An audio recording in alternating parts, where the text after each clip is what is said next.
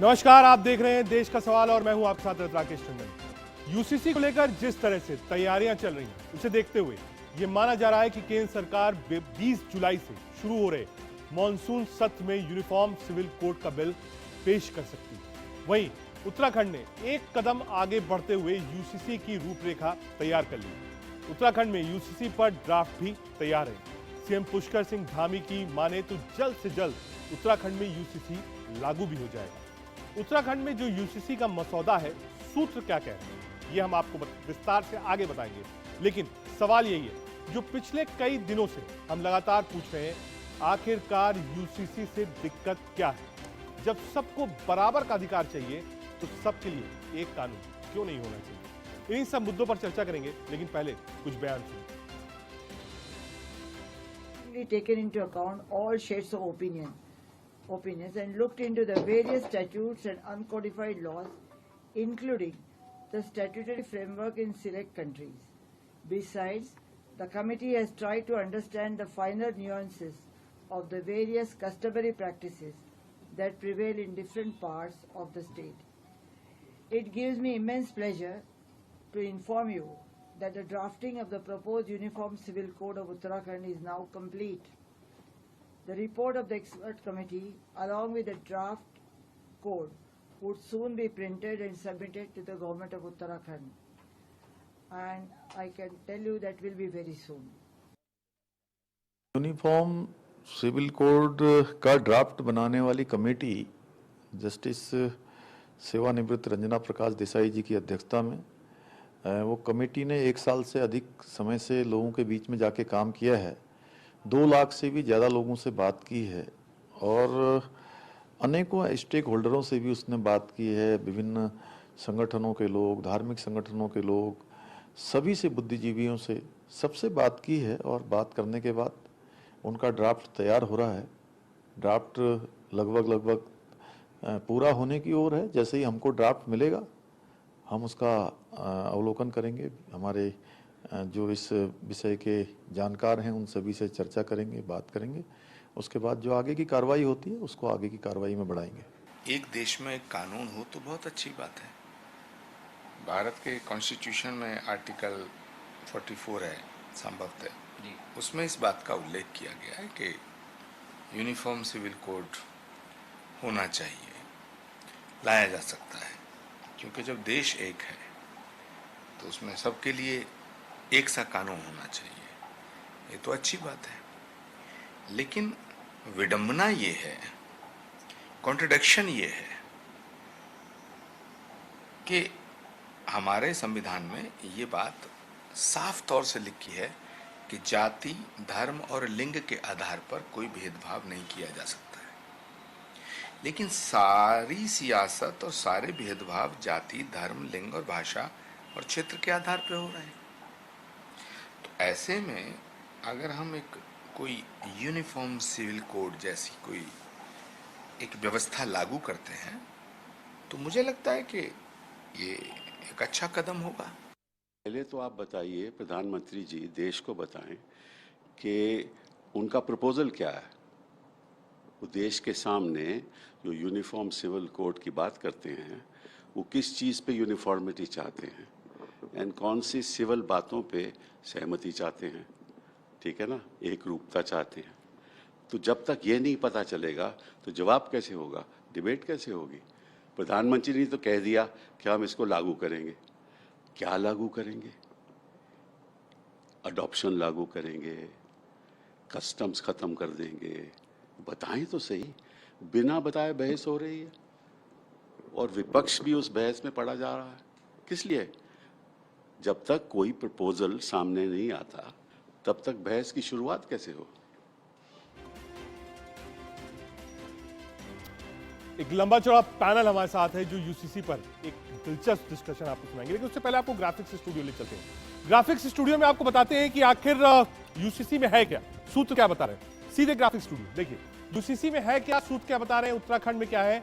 Uttarakhand UCC draft की अहम बातें आपको बता रहे हैं। पहला, लिव इन रिलेशनशिप की घोषणा करना अनिवार्य होगा, यानी अगर आप लिव इन रिलेशनशिप में हैं तो आपको इसकी घोषणा करनी पड़ेगी। दूसरा, माता पिता को लिव इन की जानकारी देनी पड़ेगी। ये आपको बता रहे हैं उत्तराखंड यूसीसी ड्राफ्ट की अहम बातें। दूसरी बात आपको बताई। तीसरी बात क्या है? पति पत्नी को तलाक का कानूनी अधिकार है, यानी अगर अलग होना चाहें तो हो सकते हैं। बहुविवाह प्रथा पर पूरी तरीके से प्रतिबंध है। मुझे लगता है ये वो फोर्थ पॉइंट है जिसको माइनॉरिटीज नहीं मानेगी। शादी के लिए लड़कियों की उम्र सीमा बढ़ेगी, यानी अगर अभी आप देखिए माइनॉरिटीज की जो उम्र है वो कम है, हिंदू में ज्यादा है, अब एक उम्र होगी। शादी का रजिस्ट्रेशन अनिवार्य होगा। अमूमन चाहे हिंदू हो या मुस्लिम या कोई भी धर्म हो, वहां पर शादी हो जाती है, रजिस्ट्रेशन नहीं होता, लेकिन अब अनिवार्य होगा। शादी के रजिस्ट्रेशन बिना सरकारी योजनाओं का लाभ नहीं मिलेगा, यानी अगर आप सिलेंडर लेते हैं, अगर आप सब्सिडीज लेते हैं, रजिस्ट्रेशन नहीं तो नहीं मिलेगा। हलाला और इद्दत पूरी तरीके से प्रतिबंधित हो जाएगी। जी हां, यही वो टकरार की वजह है जहां माइनॉरिटीज और सरकार आमने सामने है। पिता की संपत्ति में बेटियों का भी पूरा हक होगा। अभी तक कई ऐसे रिलीजन है और कई ऐसे स्टेट हैं जहां पर अगर लड़की है और 2 लड़कियां हैं तो उनको अधिकार नहीं मिलता, लेकिन अब होगा। जनसंख्या नियंत्रण को लेकर भी इसमें सिफारिश है। क्या है? ये सबसे अहम बिंदु होगा। सीधे आपको वापस ले चलते हैं स्टूडियो में। देश का सवाल आज का क्या है, उसके बाद देश के सवाल के बाद एक पैनल हमारे साथ है, सीधे पैनल पे ले चलेंगे आपको। यूसीसी पर उत्तराखंड की पहल से दूसरे राज्यों पर क्या असर पड़ेगा, क्या दूसरे राज्य भी इसको लागू करेंगे, ये विस्तार से हम आपको बताएंगे। जो सूत्र की बात थी वो हमने आपको ग्राफिक्स स्टूडियो में बताया। बदलते भारत में यूसीसी से बदलाव क्यों नहीं? दूसरा। तीसरा पॉइंट, सिर्फ राजनीति के लिए यूसीसी का विरोध नहीं होना चाहिए, सिर्फ और सिर्फ पॉलिटिक्स के लिए। देश हित में क्यों जरूरी है यूसीसी? इसी सवाल का जवाब आज ढूंढेंगे हम देश का सवाल में। एक लंबा चौड़ा पैनल हमारे साथ है। हमारे साथ धनंजय गिरी जी, प्रवक्ता भारतीय जनता पार्टी की तरफ से हैं। अभिषेक तिवारी, प्रवक्ता आम आदमी पार्टी की तरफ से हैं। संजय गुप्ता जी, प्रवक्ता शिवसेना की तरफ से हैं। अश्विनी उपाध्याय जी, वरिष्ठ वकील, सुप्रीम कोर्ट और याचिकाकर्ता भी, वो भी हमारे साथ हैं। और मौलाना पीर अली कादरी साहब, मुस्लिम स्कॉलर भी हमारे साथ हैं। अश्विनी जी, सबसे पहले आपसे, क्योंकि एक लंबे समय से जब लोग इसकी चर्चा नहीं कर रहे थे तब आपने इस पर काम किया, उस वक्त आप पिटिशनर भी थे इसमें। कई सारे सवाल हैं। उत्तराखंड के ड्राफ्ट में क्या हो सकता है वो हमने अपने ग्राफिक्स स्टूडियो में थोड़ा समझाने की कोशिश करी, लेकिन जो एक मूलभूत सवाल है, अगर आपने सिब्बल साहब को सुना हो, अभी लगभग 5 बज रहा है, कांग्रेस की भी एक स्ट्रैटेजी की मीट होने वाली है जिसमें यूसीसी को लेकर चर्चा होगी। विपक्ष ये पूछ रहा है कि साहब इतना हंगामा फैला हुआ है चारों तरफ, ड्राफ्ट में क्या है ये तो बता दीजिए, तब बताएंगे समर्थन है या नहीं है।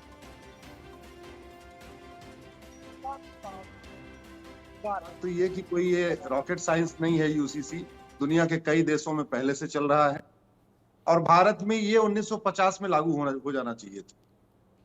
जिस काम को नेहरू जी को 1950 में स्वतंत्रता मिलते ही कर देना चाहिए था, वो जाके 2023 में हो रहा है। वो भी शुरुआत उत्तराखंड में हो रही है, बाद में पूरे देश में जा सकता है, जैसा प्रधानमंत्री जी ने बोला कि हम इसको करेंगे। 23 नवंबर 1948 को पूरी लंबी चर्चा हुई। लंबी चर्चा के बाद यह तय हुआ कि इस जो अंग्रेजों के द्वारा बनाए गए पर्सनल लॉ हैं, चाहे वो पारसी मैरिज एक्ट है, चाहे वो क्रिश्चियन मैरिज एक्ट है, चाहे वो शरीयत एक्ट है मुस्लिम्स का, ये सब खत्म किए जाएंगे और एक कानून बनेगा, one nation one civil code. Unfortunately Nehru ji ने वो एक कानून बनाने की बजाय और पहले अंग्रेजों के द्वारा बनाए गए शरीयत एक्ट, पारसी मैरिज और क्रिश्चियन मैरिज एक्ट को खत्म करने की बजाय उन्होंने हिंदू कोड बिल बना दिया। पहली बात तो ये कि यूसीसी आने से किसी की धार्मिक रीतियों पे कोई असर नहीं होगा, क्योंकि ये यूनिफॉर्म रिलीजियस कोड नहीं है। ठीक है। यूसीसी आने से किसी का कपड़ा पहनावा नहीं बदल जाएगा, क्योंकि यूनिफॉर्म ड्रेस कोड नहीं है। यूसीसी आने से जो मंदिर और मस्जिद में प्रेयर होती है अलग अलग तरीके से, उसमें कोई बदलाव नहीं आएगा, क्योंकि यूनिफॉर्म एंडाउमेंट कोड नहीं है। ये यूनिफॉर्म प्रॉपर्टी कोड नहीं है, ये यूनिफॉर्म टैक्स कोड नहीं है, ये सिंपल सा यूनिफॉर्म सिविल कोड है। तो केवल सिविल इशू इसमें आएगा, जो सिविल जस्टिस है, जिसको हम सोशल जस्टिस कहते हैं। क्या हो जाएगा इसमें? 10 चीजें बदलेंगी। लड़के लड़की की शादी की उम्र एक समान हो जाएगी, जो आज की डेट में बेटियों की, मुस्लिम बेटियों की 9 साल है, हिंदू बेटियों की 18 साल है, तो सबकी 18 हो जाएगी या सबकी 19 होगी या सबको 20 होगी, लेकिन जो भी होगी वो देश की सभी बहन बेटियों की शादी की मिनिमम एज एक समान हो जाएगी। Grounds of divorce, procedure of divorce एक समान हो जाएगा। अभी ग्राउंड्स ऑफ डिवोर्स अलग अलग चल रहा है। कोई नपुंसकता के आधार पे डिवोर्स ले सकता है, कोई बाचपन के आधार पे डिवोर्स ले सकता है, कोई कोढ़ होने के आधार पे डिवोर्स ले सकता है, और किसी को तो कोई कारण बताना नहीं है। 3 बार चिट्ठी भेज के भी डिवोर्स हो रहा है। तलाके हसन, तलाके बाइन, तलाके किनाया, ये 4 तरीके के तलाक आज भी चल रहे हैं। ट्रिपल तलाक भले खत्म हो गया, और इन चारों तलाक एसएमएस से होते हैं, व्हाट्सएप से होते हैं, कुरियर से होते हैं, स्पीड पोस्ट से होते हैं, रजिस्ट्री भेज के हो रहे हैं, हाथ से चिट्ठी एक पन्ने की भेज के हो रहे हैं। ये हो रहे, एक तरफा हो रहे हैं, इसमें कोई ग्राउंड ही नहीं बताना। तो ये सारे खत्म हो जाएंगे, और प्रोसीजर ऑफ डिवोर्स, यानी डिवोर्स कैसे होना है, वो सबका कॉमन हो जाएगा। तो स्वाभाविक सी बात है, जितना भी एक तरफा तलाक चल रहा है, एक्स्ट्रा जुडिशियल तलाक चल रहा है, जो कोर्ट के बाहर तलाक हो रहा है, वो सब बंद हो जाएगा। सबका डिवोर्स थ्रू कोर्ट होगा। तीसरा क्या हो जाएगा, गुजारा भत्ता सबको मिलेगा। आज के डेट में हिंदू, जैन, बौद्ध, सिख को गुजारा भत्ता मिलता है। यहीं पर दिक्कत कहाँ आ थोड़ा रही है सा हमारी? विवाद यहीं पर आ जाता है सर, जब शरीयत हाँ, खत्म होता है। नहीं यहाँ पर अरे भैया, बेटी को गुजारा भत्ता देना, एक बेटी जो अबला हो गई, जिसका डिवोर्स हो गया, ठीक है। जिसका मौलाना कोई पीर देखभाल अली करने कादरी वाला साहब है, नहीं। मुस्लिम स्कॉलर में सतारा अश्विनी जी। मौलाना साहब, कादरी साहब जो बात अश्विनी जी कह रहे हैं, क्योंकि इन्होंने बहुत समय दिया यूसीसी को समझने के लिए, पढ़ने के लिए, और पेटिशनर भी है। ये कह रहे हैं साहब, अगर अधिकार मुस्लिम लड़कियों को, महिलाओं को मिल रहा है, तो इसमें गलत क्या है? आप कहां गलत मानते हैं? साहब देखिए, अब तक तो जो है कोई भी ड्राफ्ट सार्वजनिक हुआ नहीं है, पहली बात। और जहाँ तक के कॉमन सिविल कोड का मतलब है, वो तो हमारे एडवोकेट साहब ने बखूबी तौर पे ये समझाया कि ये कोई कॉमन सिविल कोड है, बल्कि सिविल जो है रिलीजन नहीं है, इसके नाम पर कोई कोड नहीं बनाया जा रहा है। तो ये बात तो स्पष्ट हो गई कि जो है कॉमन सिविल कोड बनने के बाद भी धार्मिक जो भी हमारी गतिविधियां हैं, उसमें किसी को कोई फर्क पड़ने वाला नहीं है, चाहे वो हिंदू हो कि मुसलमान हो, सिख हो कि ईसाई हो। लेकिन साहब एक बात यह है कि कॉमन सिविल कोड पर आप शरिया का जिक्र कर रहे हैं, लेकिन वो लोगों का जिक्र नहीं कर रहे हैं जिसको हम ट्राइबल्स के नाम से जानते हैं, जहां पर ऐसे भी पर्सनल लॉज है कि एक बेटे को सारी संपत्ति दे दी जाती है, या उस घर की छोटी बेटी को संपत्ति दे दी जाती है, तो उनके अपने भी पर्सनल लॉज है। देखिए साहब, मेरा एक ही कहना और मानना है कि सबसे पहले तो हम भारतीय हैं, और हमको अपने संविधान के साथ जीना है, अपने संविधान को सर्वोपरि मानना है। लेकिन उसी संविधान ने हमें धार्मिक आज़ादी भी दी है, धर्म के आधार पर जीने की हमको पूरी पूरी छूट है। यहाँ जो मैटर किया जा रहा है, यहाँ जो बात वाजे करनी चाहता हूँ मैं, और बहुत सारे लोग इस बात को जोर दे रहे हैं कि मुसलमानों से डायरेक्टली कॉमन सिविल कोड को कनेक्ट करने की एक कोशिश की जा रही है, एक भय का माहौल पैदा किया जा रहा है। मैं नहीं कह रहा हूं ये बात, तो मैं ये कहना चाहता हूं आप ही के माइनॉरिटीज के कई ऐसे प्रवक्ता हैं, कई ऐसे नेता हैं, कई ऐसे क्लरिक्स हैं जो ये बयान दे रहे हैं। हम लोग नहीं दे रहे हैं बयान, हम तो कह रहे हैं साहब ड्राफ्ट आने दीजिए, ड्राफ्ट पढ़िएगा तब रिप्लाई करिएगा। नहीं, मैं वही कह रहा हूं सर कि हमारे पास एक मुस्लिम पर्सनल लॉ बोर्ड नाम की एक चीज है जो हर वक्त मुसलमानों को गुमराह करते आई है। मैं मुस्लिम पर्सनल लॉ बोर्ड से खतई तौर पर सहमत नहीं हूं। सीएए के वक्त भी वही हुआ, ट्रिपल तलाक के वक्त भी वही हुआ। लेकिन यह मतलब नहीं है कि मैं पर्सनल लॉ बोर्ड से सहमत नहीं हूं तो मैं शरीयत से सहमत नहीं हूं, ऐसी बात नहीं है। हर मुसलमान अपनी जिंदगी शरीयत के मुताबिक गुजारेगा, क्योंकि जब तक के वो मोमिन मुसलमान नहीं हो सकता जब तक के वो शरीयत पर नहीं चलेगा। ठीक है, ये बात तो इस्लामिक लॉ के अंदर है। दो मायने लेकिन देखिए, जब जो कॉमन सिविल कोड कादरी साहब कह रहे हैं, पहला इन्होंने कहा शरीयत के हिसाब से जिंदगी गुजारी जाएगी। अब वहां संविधान कहां खड़ा होता है, पहली बात। दूसरा, उन्होंने कहा कॉन्स्टिट्यूशनल राइट्स भी बीच में आ रहे हैं।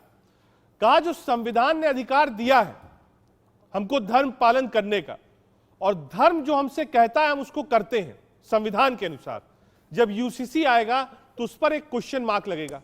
उसका निवारण कैसे करेंगे आप?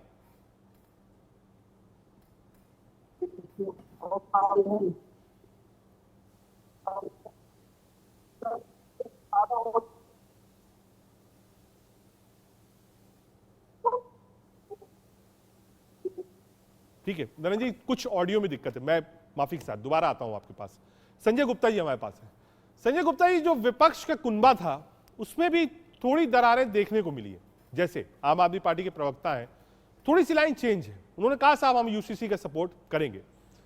सूत्रों से यह भी खबर है कि भाई लेट बाला साहब जी चाहते थे 370 यूनिफॉर्म सिविल कोड हिंदू राष्ट्र इसकी मांग।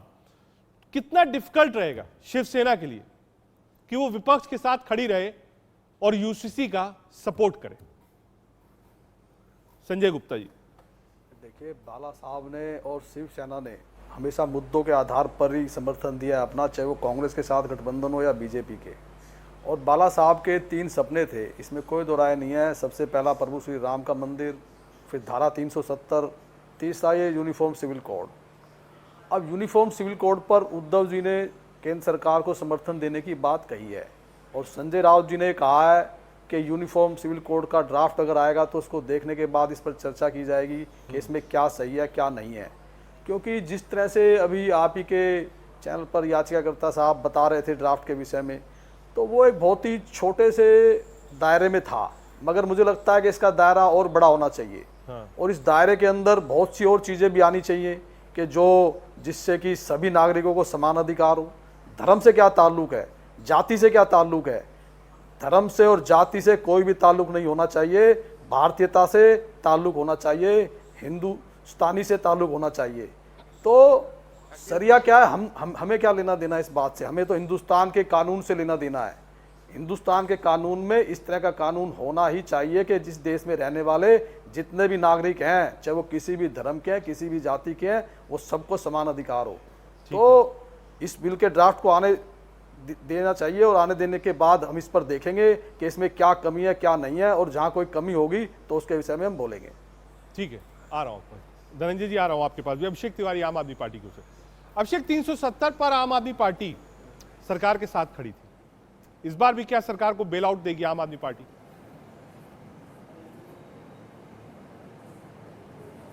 अभिषेक।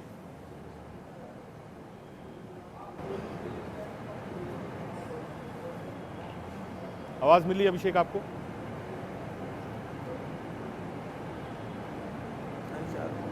ठीक है, धनंजय जी एक बार फिर से जुड़ गए। आ रहा हूं काजी साहब आपके पास आ रहा हूं। धनंजय जी, जो सवाल था, आ रहा हूं काजी साहब। उस वक्त क्योंकि ऑडियो में दिक्कत थी, काजी साहब ने कहा साहब हमारे लिए धर्म है, धर्म की आजादी हमको संविधान से मिलती है, धर्म शरीयत दिखाता है और वो उसूल है और वो कानून है। कहा आप संविधान को छेड़ रहे हैं अगर आप यूसीसी को ला रहे हैं और हमको मजबूर करेंगे कि नहीं साहब शरीयत छोड़िए, यूनिफॉर्म सिविल कोड के छाते के नीचे आइए। नहीं, देखिए, समान आचार संहिता कोई प्रश्न नहीं, समान विचार संहिता का प्रश्न है। देश में बसना और दिल में बसना दोनों दो बातें हैं। भारत में धर्मशालाएं हैं, लेकिन भारत धर्मशाला नहीं। सरकार अगर ला रही है तो कोई हिंदू कोड भी नहीं ला रही है, सबके लिए समान कानून ला रही, एक जैसा कानून।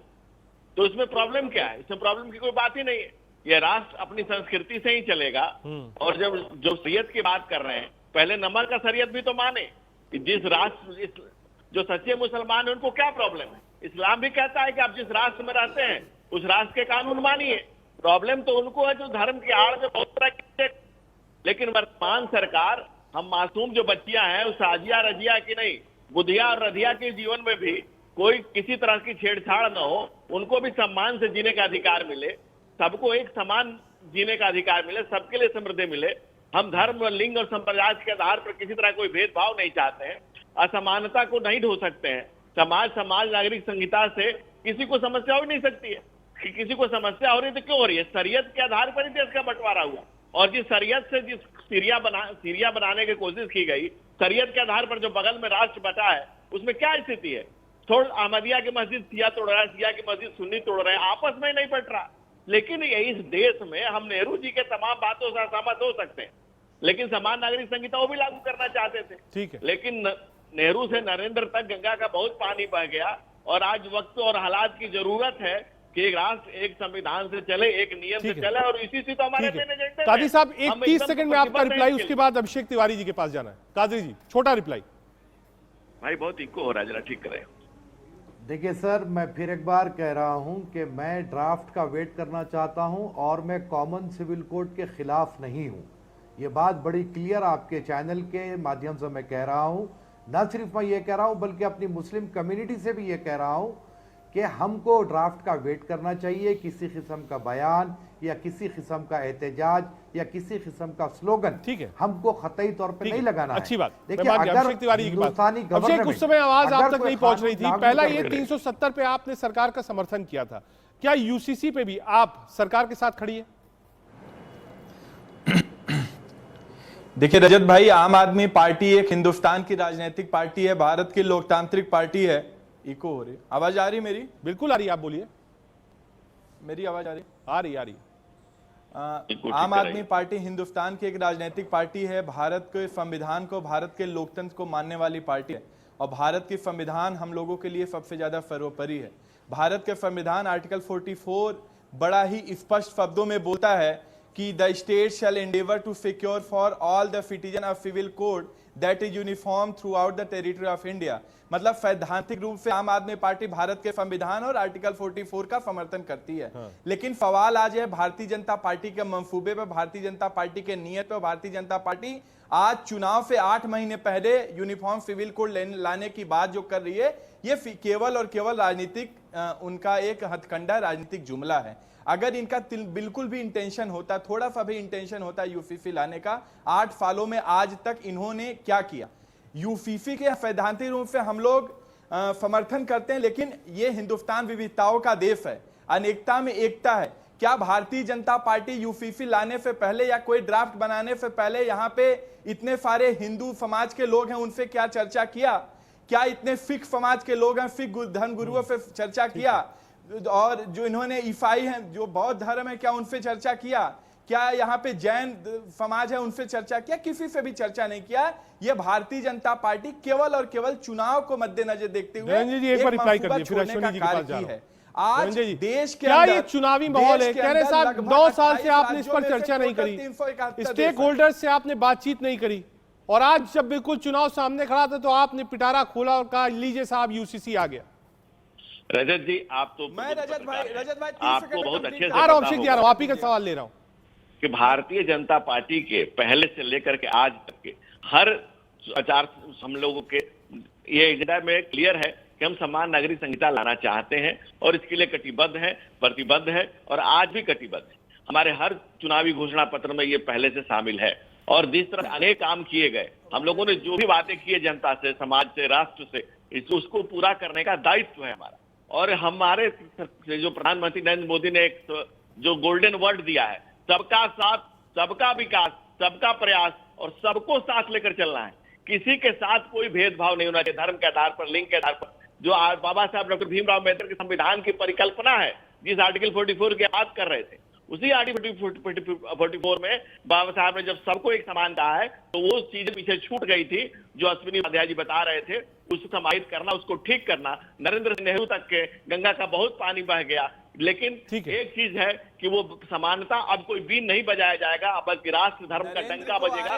हिंदुस्तान के पास हिंदुस्तान की सत्ता हासिल किए हुए लगभग 8 साल से ज्यादा हो गया।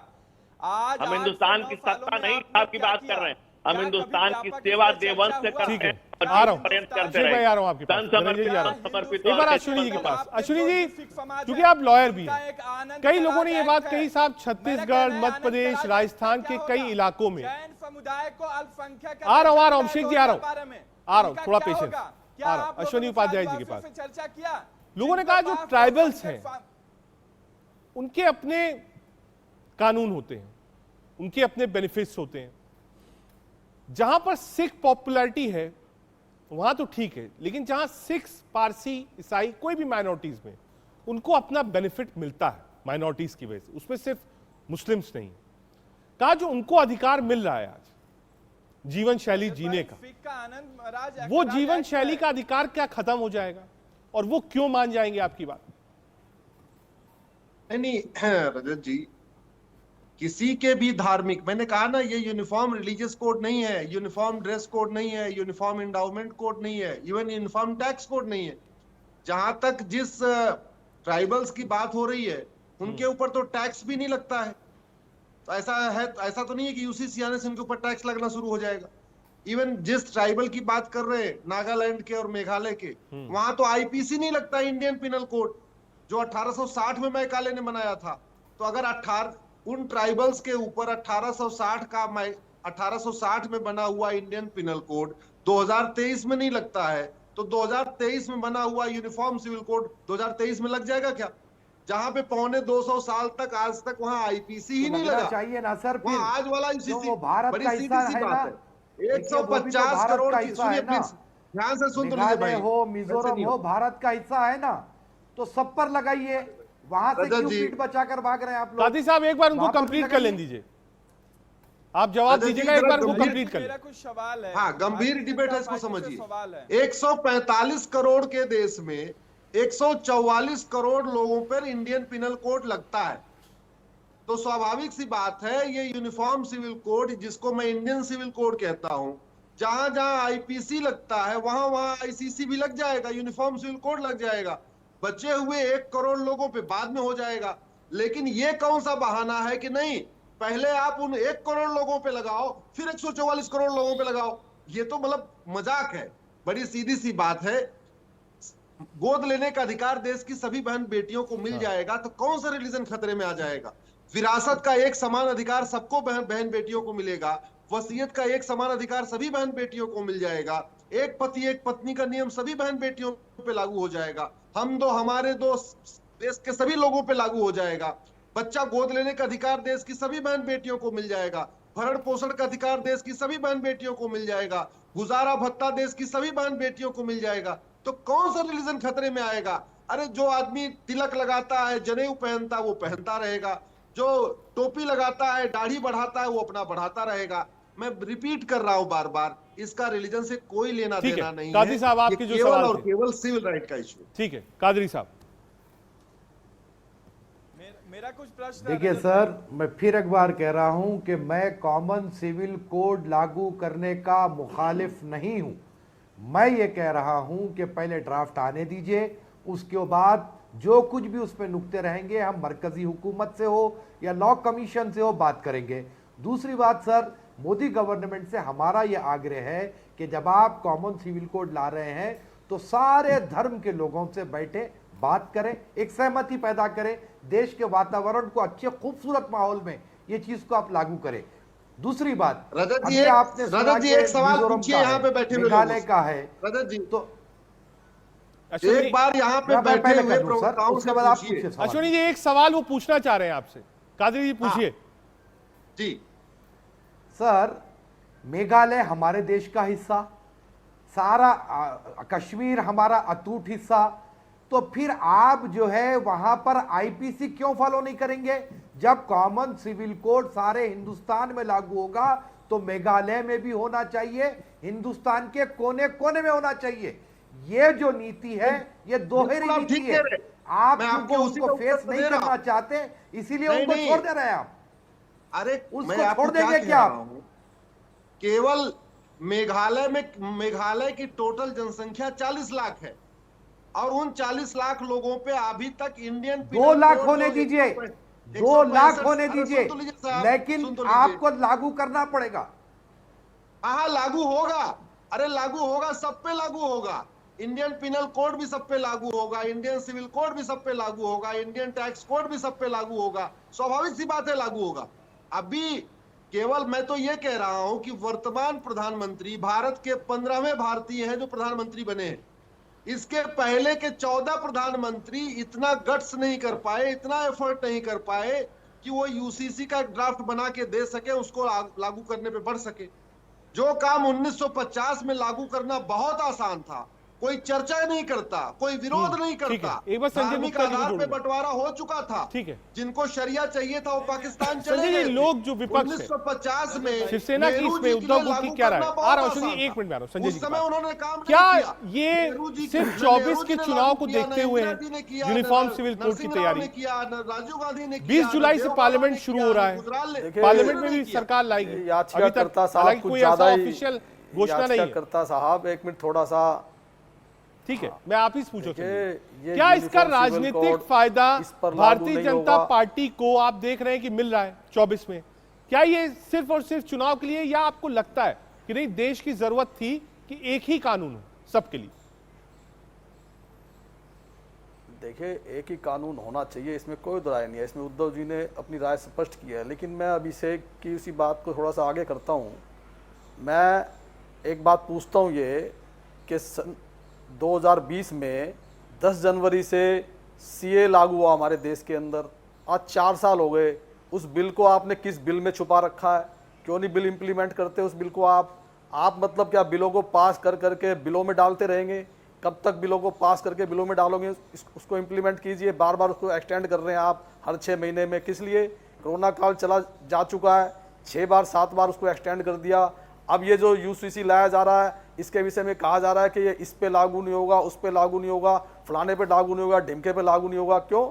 ये सभी चीज़ों पे लागू होना चाहिए। इसको सही तरीके से मुझे लगता है आज की केंद्र सरकार बनाएगी, और जो बनाएगी तो उस पर चर्चा हम तब करेंगे, लेकिन बिलों को पास करके सिर्फ बिलों में ना रखा जाए, उसको इम्प्लीमेंट भी किया जाए। सीए को जल्द से जल्द इम्प्लीमेंट करने की कोशिश की जाए। इसमें क्यों देरी की जा रही है, मैं पूछना चाहता हूं बीजेपी के प्रवक्ता से, बताइए आप। रंजन जी, रजत जी, जो हमारे दिलों में है वही बिलों में, और वही बिलों में से निकल करके संविधान में आ रहा है, वही कानून में आ रहा है।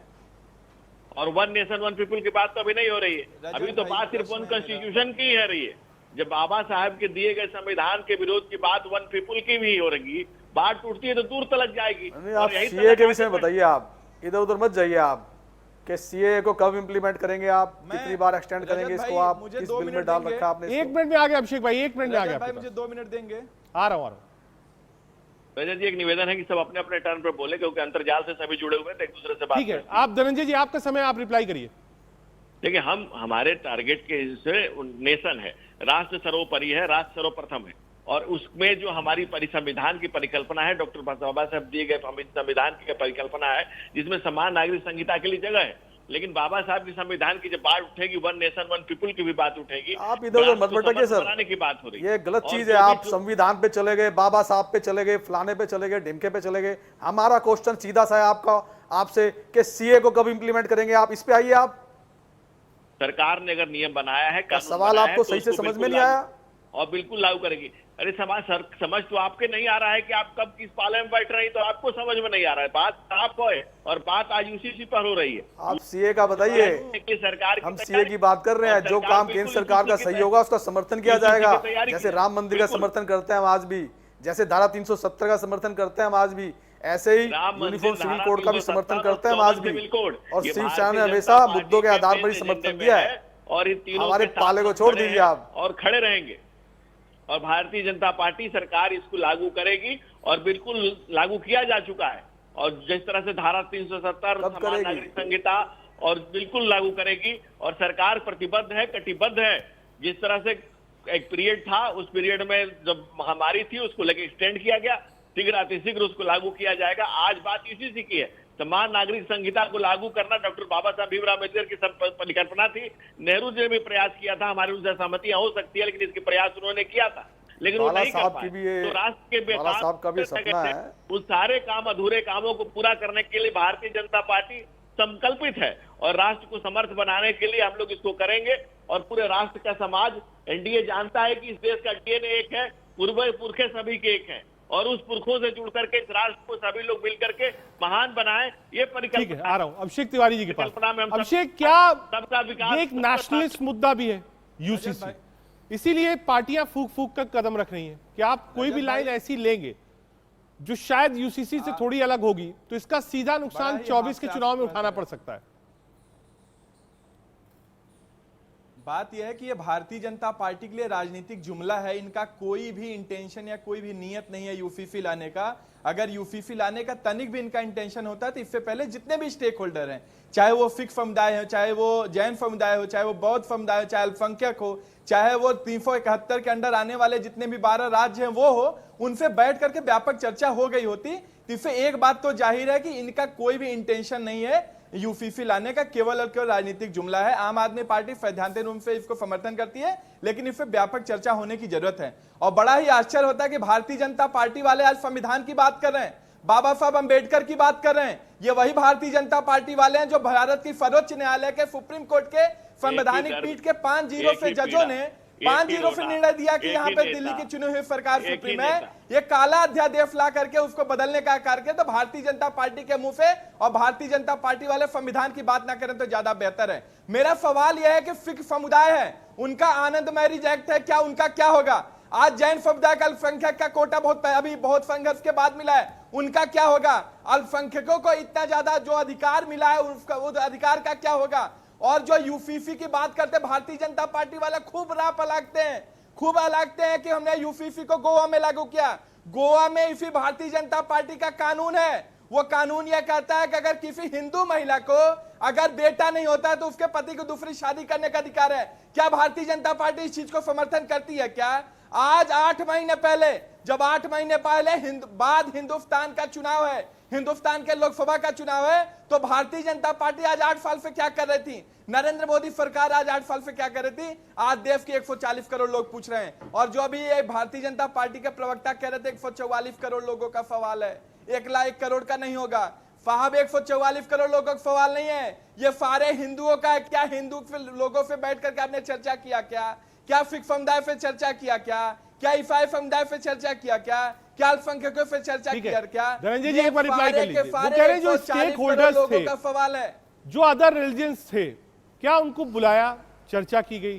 क्या विपक्षी दलों के नेताओं से चर्चा की गई? जो स्टेक होल्डर्स थे, ठीक है, लॉ कमीशन ने मांगे, लेकिन क्या सरकार को भी चर्चा करनी चाहिए थी एक कदम आगे बढ़ने से पहले? रजत जी, यही बेसिक डिफरेंस है ना। वो खंड में भारत को देखते हैं, वो खंड में माननीय अपने समय में बोला करें। अभिषेक देखिए, आपने अपना सवाल पूछा है, मैंने आपको पर्याप्त समय दिया। जो सवाल आपने पूछा है वो बीजेपी से पूछा है, बीजेपी के प्रवक्ता उसका उत्तर देना चाहते हैं। मुझे लगता है पेशेंस के साथ आपको सुनना चाहिए। जहां आप सहमत नहीं होंगे आप रुकिएगा, अपने समय में आप उस बात को उठा लीजिएगा। धनंजय गिरी जी। रजत जी, पहले बेसिक नॉर्म्स और बेसिक पता होना चाहिए लोगों को कि कैसे बात की जाती है, किस समय अपने समय में बोलने की जानकारी दे दी है, डिबेट में बुलाया करिए। तो अब बात करते हैं, यही फर्क है। एक समाज को विखंडित करने की, समाज को विखंडित करने के लोग हैं, ये भारतीय जनता पार्टी वाले बताएंगे क्या? अभिषेक, अगर पता है, अगर आपसी बहस में आप लोग लग जाएंगे दोनों लोग, नहीं मुझे म्यूट करना पड़ेगा। अभिषेक, आपने अपनी बात रखी, धनंजय जी ने बीच में नहीं बोला ना, मैंने आपको टोका, आपने पूरी बात रखी। आप नहीं, बिल्कुल आपने अपनी पूरी बात रखी है, एक बार उनको अपना रिप्लाई देने दीजिए। आप जहां असहमत होंगे वहां बोलिएगा। धनंजय जी, आपका समय, आप बोलिए। तो तार्किक बात रखें रजत भाई, तार्किक बात रखें या मुद्दे पे बात करें? बिल्कुल मुद्दे बात करें। आपने जब बात रखी उन्होंने बीच में नहीं टोका, आप भी मत टोकिए। धनंजय जी, बात पूरी करिए। रजत जी, भाषा हमारी संस्कृति का परिचय देती है। संस्कृति और संस्कार का परिचय व्यक्ति अपने भाषा से देता है, वो आपको मिल गया।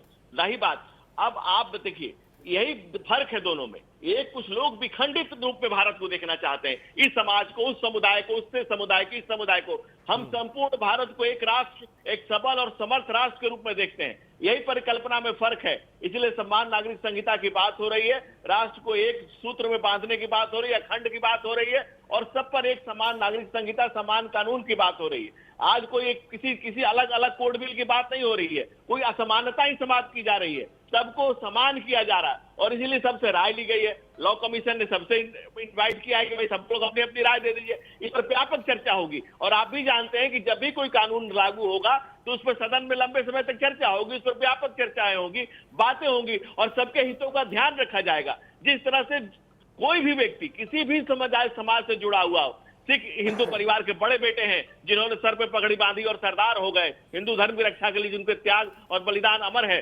जैन इसी मिट्टी से उपजा हुआ धर्म है। सारे लोग एक हैं, सबके डीएनए एक हैं, सबके पुरखे एक हैं, सभी के नजर में एक राष्ट्र को आगे बढ़ाना है। इवन सच्चा मुसलमान जो है उसको भी इससे दिक्कत नहीं है, क्योंकि चाहे रजिया हो, चाहे बुधिया हो, चाहे रचना हो, चाहे सलू हो, सबकी जिंदगी में सुधार आए, सबका जीवन अच्छा बने, सारी बच्चियों को हक मिले, सारी बच्चियों को एक समान देखा जाए। जो लोग धर्म के नाम पर, धर्म की आड़ में अय्यासी कर रहे हैं, उन पर लगाम लगे। बात यहाँ इस बात की हो रही है, बात विखंडित करने की नहीं हो रही है, बात समाज को बांटने की नहीं हो रही है, बात समाज को जोड़ने की हो रही है। मोदी जी के राज्य में, इस वर्तमान सरकार में कोई भी असमानता, कोई भी असंगति, कोई भी विसंगति और किसी भी विखंडन के लिए कोई जगह नहीं रजत जी। जो विघटनकारी तत्व हैं, जो अलग अलग सेक्ट में बांट करके इस समाज को लूट रहे हैं, चाट रहे हैं, जिनके खुद के पार्टी में लोकतंत्र नहीं है, जो लोकतंत्र के दुहाई दे रहे हैं। काजी साहब 40 सेकंड में आ रहा हूं, अभिषेक अपनी बात पूरी करिए। मैं 30 सेकंड मुझे दीजिए, अब 30 सेकंड मुझे दे दीजिए रजत भाई। 30 बोलिए बोलिए, आप ही का समय 40 सेकंड। मेरा बस भारतीय जनता पार्टी के जो प्रवक्ता करते हैं, बिल्कुल परिकल्पना में फर्क है। एक तरफ भारतीय जनता पार्टी, एक तरफ आम आदमी पार्टी है। वो भारतीय जनता पार्टी जिनके पूर्वजों ने हिंदुस्तान का सबसे बड़ा दुश्मन जिन्ना के मुस्लिम लीग के साथ मिलकर के सरकार बनाई, बिल्कुल फर्क है परिकल्पना की। मैं भाई बात बता रहा हूं, ये वो भारतीय जनता पार्टी है जो पीडीपी है, जो अफजल गुरु को शहीद मानने वाली कश्मीर में जाकर के उनके साथ सरकार बनाई, बिल्कुल परिकल्पना है। एक तरफ भारतीय जनता पार्टी, एक तरफ आम आदमी पार्टी है। आम आदमी पार्टी हमेशा राष्ट्र की बात करती है, हिंदुस्तान की बात करती है, हिंदुस्तान के सर्वोच्च न्यायालय को बात करती है, हिंदुस्तान के संविधान को सर्वोपरि मानने वाली पार्टी है और हिंदुस्तान को दुनिया के नंबर 1 देश बनाने की बात करती है। बिल्कुल फर्क है। इसलिए मैं कह रहा हूं कि भारतीय जनता पार्टी यूपी कोई लेना देना नहीं है। वो केवल और केवल 40 सेकंड का था, 45 सेकंड में आपको जनरल जी का कार्य कर रही है। इन्होंने एक विश्लेषण दिया है भारतीय जनता पार्टी और आम आदमी पार्टी के संस्कार का और इतिहास का। देखिए भारतीय आम आदमी पार्टी की जिस दिन से बनी उस दिन से लेकर एक ही व्यक्ति उसमें है, the one man playing 11 character like Kamal Haasan film.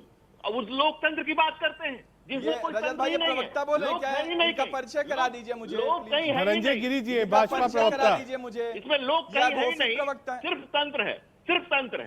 और दूसरी बात, आम आदमी पार्टी बनी, उन्होंने ले लिया, मैं पॉइंट ले लिया। ये हम इसको चाहते नहीं कि ये दो पार्टियों के बीच की डिबेट हो जाए, नहीं, ये डिबेट यूसीसी पर है, हम अपने फोकस पर नहीं जाएंगे, बिल्कुल नहीं जाएंगे। आप और बीजेपी के बीच में जो गाड़ी नहीं लूंगा, कोल्ड वॉर चल रहा है वो यूसीसी पर उसका क्या इफेक्ट होगा, ये संसद सत्र में दिखेगा। आ रहा हूं एक बार काजी साहब के पास। काजी साहब, कई सारे ऐसे बयान मैंने सुने मुस्लिम नेताओं के, मुस्लिम क्लेरिक्स के, मुस्लिम एक्टिविस्ट के, मुस्लिम स्कॉलर्स के, जिन्होंने ये बात कही कि सरकार सिर्फ और सिर्फ मुसलमानों को परेशान करने के लिए यूसीसी ला रही है। कादरी साहब। नहीं सर, देखिए अभी अभिषेक ने जो कहा कि आपको सारे धर्मों से बात करना चाहिए, जितने हिंदुस्तान में धर्म है और उनके नेता है उनसे बात करना चाहिए। इस कानून पर पार्लियामेंट में तो चर्चा होगी, लेकिन पार्लियामेंट में राजनेता जो है चर्चा करेंगे। और अभी आपके जैसे डिबेट में आप देख रहे हैं ना कि मेरी पार्टी बड़ी तेरी पार्टी बड़ी चलेगा पार्लियामेंट में भी, लेकिन ये कानून बनने से पहले हर धर्म के धार्मिक नेता को बुला करके मोदी सरकार को चाहिए कि वो काम करे। देखिए सर, हिंदुस्तान में जितना मुसलमान रहता है, जो पक्का मुसलमान है, जो हकीकी माना में मुसलमान है, वो शरीयत के साथ रहता है। लेकिन जब कानून बनेगा तो कानून की मुखालिफत कतई तौर पर नहीं करेगा, ना संविधान के खिलाफ जाएगा, लेकिन अपनी जिंदगी में शरीयत को बाकी रखेगा। जैसे आज जो है लिविंग रिलेशनशिप हमारे पास परमिटेड है, शराब पीना परमिटेड है, सेम जेंडर मैरिज परमिटेड है, बावजूद उसके मुसलमान नहीं करता है। क्यों नहीं करता है? क्योंकि इस्लाम इस बात की इजाजत नहीं देता। तो अब जब कॉमन सिविल कोड आएगा, अब जैसे कि आपने कहा कि इद्दत पर पाबंदी है, तो अगर कोई महिला ये कहेगी कि भाई तलाक के बाद 3 महीने 10 दिन तक मैं शादी नहीं करना चाहती, तो वो उसकी व्यक्तिगत जो है आजादी होगी, उसके ऊपर कोई जोर तो नहीं कर सकता। लेकिन जो कानून में पाबंदी लग गई, हम उसका जो है समर्थन करेंगे कि कानून सबके लिए एक हो जाए। तो हमें कोई दो लोगों ने ये सवाल उठाए, मुसलमानों, एक उसका पक्ष ये भी है आप साहब, जब आप हिंदुओं से नहीं मिल रहे हैं तो किसी और धर्म गुरुओं से क्या मिलने की जरूरत है? पहला, क्योंकि ये तो यूनिफॉर्म सिविल कोड है, सब पर एक जैसा लागू होगा, तो क्या तब भी मुलाकात करनी चाहिए? या आपको लगता है नहीं साहब, ये जो एक चीज है वो तो वन फॉर ऑल है, इसमें मुलाकात और बात की जरूरत ही नहीं है? देखिए, किसी भी मुद्दे पर डिस्कशन तो तभी किया जा सकता है जब सरकार इस पर कुछ पेश करेगी। और रही बात सरकार को इस मुद्दे पर सबसे बात करनी चाहिए नहीं करनी चाहिए, तो सरकार को वैसे तो सबसे बात करनी चाहिए और सभी जितनी पॉलिटिकल पार्टियां हैं उन सबसे डिस्कस करना चाहिए। जितनी भी पॉलिटिकल पार्टी से जब डिस्कस करके अगर इस चीज़ को करेंगे तो डिस्प्यूट थोड़े कम होंगे और इस कानून को लागू करने में थोड़ी सी ज़्यादा आसानी होगी। अब अगर ये बिल को पेश कर भी देते हैं, पेश करने के बाद बहुत से लोगों को, बहुत सी पॉलिटिकल पार्टियों को बहुत से पॉइंटों पर कंट्रोवर्सी रहेगी, तो उस कंट्रोवर्सी को कम करने के लिए अगर डिस्कस करेंगे तो बहुत बढ़िया है, और नहीं करेंगे तो इसको थोड़ा और लेट करेंगे। ये जिस तरह से सीए आज तक इम्प्लीमेंट नहीं हुआ, इस पर भी चर्चा ना जाने कितने दिनों तक करेंगे ये। तो किसी भी चीज़ को लंबा ना करने के लिए सबसे बात किसी भी मुद्दे पे जरूरी है, तो सभी पॉलिटिकल पार्टियों से मेरे को लगता है कि इन्हें डिस्कस करना चाहिए। ठीक है धनंजय जी, आपके पास अमूमन जो पैनलिस्ट हैं इस वक्त हमारे साथ, वो इस बात के लिए ओपन है कि बातचीत होनी चाहिए, चाहे वो पॉलिटिकल फोरम पे हो, चाहे वो रिलीजियन फोरम पे हो, सब लोगों से आपको एक बार बातचीत करनी चाहिए। क्योंकि 20 तारीख से सत्र है, लोग उम्मीद यही लगा रहे हैं कि साहब जो मॉनसून सत्र है उसमें ये बिल पेश हो सकता है। नहीं रजत जी, कवायदों की बात नहीं है, वायदों की बात है। वायदे क्या है कि हम देश को समान नागरिक संहिता देंगे, और ये संविधान में भी ये शक्ति प्रदत्त है, और संविधान की भी मूल भावना है कि सबके लिए समान नागरिक संहिता बने।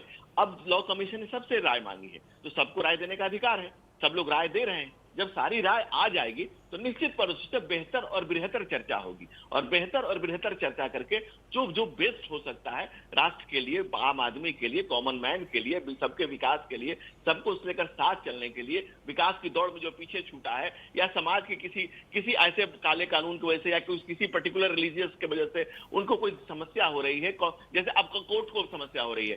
कई जजेस ने कहा कि भाई अलग अलग धर्मों के लोग शादी कर ले रहे हैं, उससे उनके तलाक से लेकर के उनके जो मिलनी चाहिए उनको फैसिलिटी, उसमें बहुत दिक्कत हो रही है। तो न्यायालय ने कई बार महसूस किया है कि उसको एक जैसा किया जाए। तो इस सारी चीजों को मिला करके, सबका सम्मिश्रण करके, अब सबका सम्मान करके किया जाएगा। असहमतियों का सम्मान ही लोकतंत्र है। मैं पैनल पर बैठे हुए किसी व्यक्ति से असहमत हो सकता हूं, कोई मुझसे असहमत हो सकता है, और इसी का सम्मान करना लोकतंत्र है। आप इसी पर चर्चा कर रहे हैं, इसी पर बात हो रही है, और इसी पर हम भी कह रहे हैं कि सबका जब राय ली जाएगी उस पर बेहतर और बेहतर करके इसको जो बेस्ट हो सकता है उसको किया जाएगा। राष्ट्र के उन्नयन के लिए, राष्ट्र के विकास के लिए इसी से तो झांकी है। समर्थ राष्ट्र बनाना बाकी है।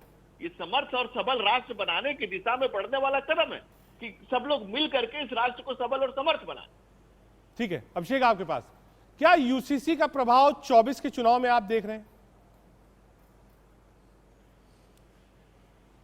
मैं रजत भाई आपको बताता हूं कि ये भारतीय जनता पार्टी वाले हैं, ये जुमलों की फैक्ट्री हैं, झूठ के पर्याय हैं। ये राजनीतिक गलियारों में आज चर्चा, अगर झूठ और भ्रष्टाचार का कोई पर्याय हो तो भारतीय जनता पार्टी है। मैं एक उदाहरण आपको देता हूं, इनके जो नीयत है उस पर संदेह क्यों है। एक छोटे से उत्तराखंड के अंदर 1 करोड़ जनता की पॉपुलेशन है। 1 करोड़ में लगभग जो कमेटी ने बताया 63 बार मीटिंगें किया है, लगभग उसमें 2,15,000 रिटर्न सबमिशन आया है, 20,000 लोग मिले हैं। आप एक बात समझिए कि 140 करोड़ लोगों का देश है, अगर उसी को संदर्भ माना जाए तो मोटा मोटा पूरी कमेटी की मीटिंग लगभग 10,000 कमेटी की मीटिंगें होनी है। ये 8 महीने के अंदर एक जुमले फेंकना, जो रिटर्न सबमिशन लगभग मुझे लगता है लगभग 3 लाख करोड़ होगा, जो पीपल मीटिंग का है लगभग 28 लाख 30 लाख से ज्यादा होगा। तो क्या ये 8 महीने में संभव है?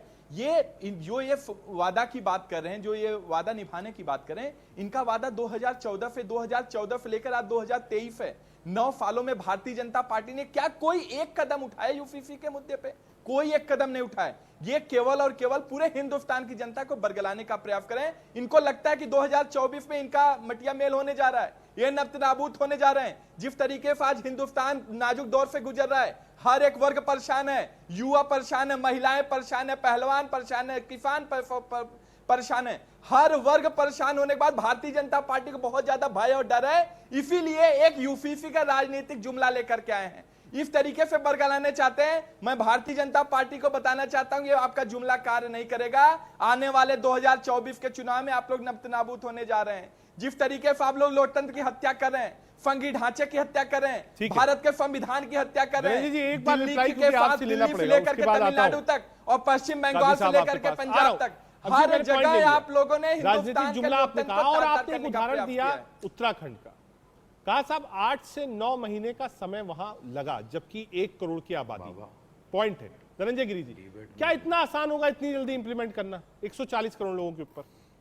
रजत जी, अभी तो सरकार ने सबसे सहमति मांगी है, अभी सबको सुझाव देने की बात हो रही है। अभी एक स्टेट ने इस पर काम किया, वो लागू करने की बात कर रही है। भारत सरकार उसको कह रही है कि आगे लागू कर, भारत सरकार इसको लागू करने अपने शब्दों से व्याख्या कीजिए देश की जनता के सामने। 2018 में आपने लॉ कमीशन ऑफ इंडिया आपने क्या बोला था? जो एक पर्टिकुलर राजनीतिक पार्टी की बात कर रहे हैं, उनका दर्द यूसीसी को लेकर के नहीं है, उनका दर्द उनके भ्रष्टाचारी मंत्रियों के जेल जाने को लेकर के है। उनका दर्द यह है कि विपक्ष भी उनको भाव नहीं दे रहा है, उनका दर्द यह है कि बीजेपी विपक्ष की बैठकों से भी भगाए जा रहे हैं, उनका दर्द यह है कि अगर वही भ्रष्टाचार की पराकाष्ठा बताता हूं, रजत भाई इनका येदियुरप्पा से लेकर के, शुभेंदु अधिकारी से लेकर के, हेमंत बिस्वा से लेकर के, नारायण राणे से लेकर के, सारे के व्यापक घोटाला का मामला, शिवराज सिंह चौहान से लेकर के सारे भ्रष्टाचारी मिलकर के भारतीय जनता पार्टी में चले गए। ये भारतीय जनता पार्टी वाला भ्रष्टाचार की बात करते हैं। हम लोग ईमानदार लोग हैं, कट्टर राष्ट्रवादी लोग हैं, भारत का हिंदुस्तान दुनिया के नंबर 1 पे बनाना चाहते हैं। ये भाजपा केवल जुमला फेंकने का कार्य कर रहे हैं। सारे का सारा भ्रष्टाचार इनके हाथ में है। सारा अदानी के इतना बड़ा घोटाला हुआ, आज क्या हुआ? व्यापक इतना बड़ा घोटाला हुआ, क्या हुआ? वाटर स्कैम इतना बड़ा हुआ, क्या हुआ? येदियुरप्पा इतना बड़ा घोटाला हुआ, क्या हुआ? भारतीय जनता पार्टी का कोई भी इंटेंशन नहीं है भ्रष्टाचार खत्म करना। ये भ्रष्टाचार उनकी पीड़ा, उनका दर्द, उनकी परेशानी कुछ और है। उन्होंने बच्चों के माथे पर हाथ रख के कसम खाई कि कांग्रेस का समर्थन नहीं लूंगा। ठीक है, ये बहस लंबी है और मुझे लगता है कि 20 तारीख से 20 जुलाई से इसी महीने के मॉनसून सत्र की शुरुआत हो रही है। हमें तब तक इंतजार करना चाहिए। आज वक्त की थोड़ी कमी है। बहुत शुक्रिया आप तमाम मेहमानों का, आप आए और कोशिश ये थी, लेकिन अगर आप पूछिए मुझसे तो मैं यही कहूंगा कि साहब 20 जुलाई से सत्र है, इंतजार करिए, एक बार ड्राफ्ट आने दीजिए, ड्राफ्ट पढ़िए, अगर कोई दिक्कत है तो सेलेक्ट कमेटी में भेजा जा सकता है या फिर उस पर चर्चा हो सकती है। तमाम देश के भागों से सांसद राज्यसभा और लोकसभा में लोगों को रिप्रेजेंट करते हैं, वो बहस भी अच्छी करेंगे और ठीक चीज आपके लिए पास करेंगे। देश का सवाल में आज की न्यूज़ देखते रहिए।